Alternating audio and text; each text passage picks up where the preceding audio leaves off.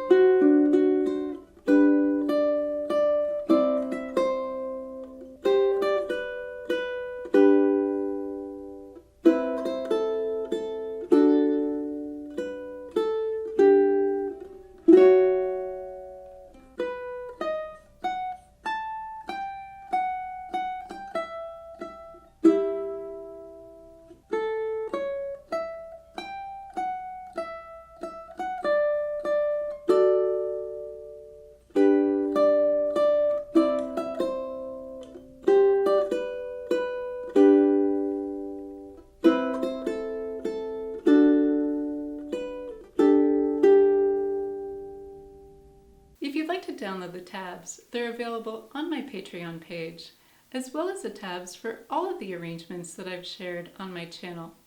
The link is down below in the video description. Now let's move into our tutorial, where we'll walk through how to play this arrangement step by step. This song is in 3/4 time, meaning every measure consists of 3 quarter notes. So if you'd like to set your metronome at 96 beats per minute, then you'll have 3 beats per measure. 1, 2, 3. As an example, here's how we count the rhythm of measures 1 through 4 at a slow tempo.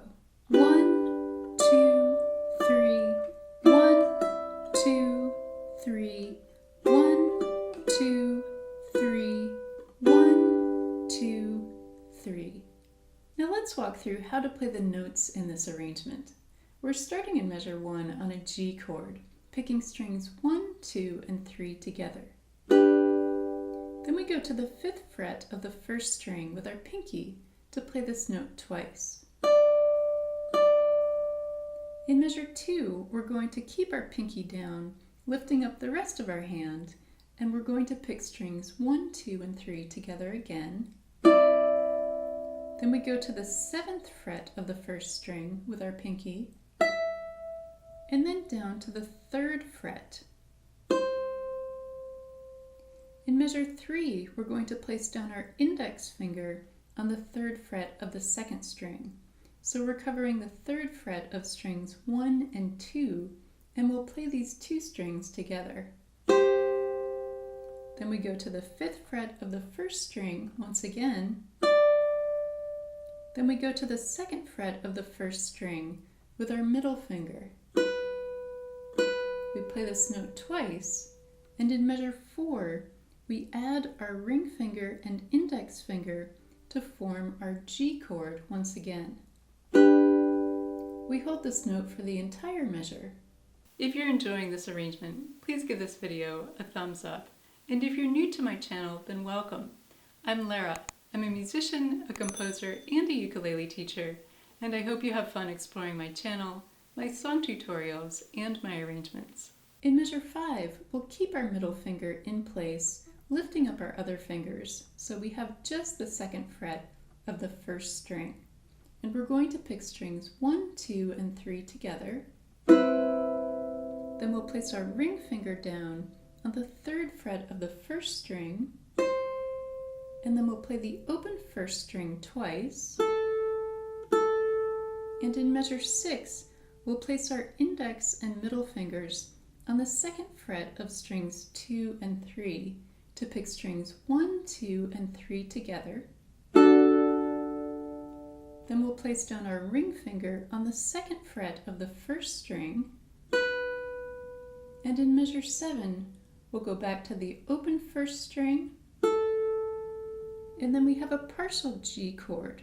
So we're going to place our ring finger on the 3rd fret of the 2nd string and our index finger on the 2nd fret of the 3rd string to play strings 2 and 3 together. In measure 8, we're forming a partial D7 chord. So we're going to keep our index finger in place. We'll add our middle finger to the 2nd fret of the 2nd string and our ring finger to the 3rd fret of the 1st string. Here we'll pick strings 1, 2, 3, 2, and 1. After measure 8, we'll repeat measures 1 through 7, and then we go to measure 9 for our 2nd ending. Here we have a beautiful F-sharp 7 chord. To play this chord, we have our index finger on the 2nd fret of the 2nd string and our middle and ring fingers on the 4th fret of strings 3 and 1. Here we'll play an arpeggio, or a broken chord played slowly so that each string rings out, playing strings 3, 2, and 1. Now in measures 10 through 12, we have a sequence of notes on the 1st string, starting with fret 2, then to 6, then up to 9, and up to 12, then back down to 10, 9, and now we're in measure 12, still on the 9th fret, then to 10, and then down to 7. In measure 13, we're going to cover the 7th fret of strings 1 and 3 and pick strings 1, 2, and 3 together. Now you can experiment with the chord in measure 13 to see what fingering is most comfortable for you to play. So a few different options. Coming down from the 10th fret in measure 12 to the 7th fret, we can use our index finger on the 1st string and middle finger on the 3rd string. Or a second option would be to come down using our middle finger on the 1st string and index finger on the 3rd string. Or a third option would be to use our ring finger on the 1st string and middle finger on the 3rd string. So give each of these a try and see what's most comfortable. In measures 14 through 16, we have a second sequence of notes on the 1st string, starting with the open 1st string, then the 4th fret, 7th fret, up to 10, down to 9, down to 7, and now in measure 16 we play the 7th fret again, then up to 9, and then we'll go to the 5th fret with our index finger. In measure 17, we're going to keep our index finger in place, and we'll add our middle finger to the 5th fret of the 2nd string and our ring finger to the 6th fret of the 3rd string to play strings 1, 2, and 3 together. Another option for the fingering in measure 17 is to switch your index and middle fingers.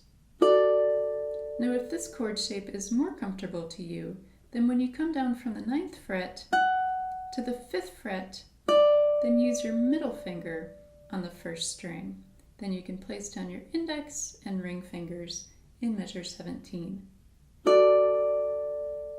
Measures 18 through 23 are played the exact same way as measures 1 through 6. And then in our final measure, measure 24, we'll play a partial G chord with our ring finger on the 3rd fret of the 2nd string and index finger on the 2nd fret of the 3rd string.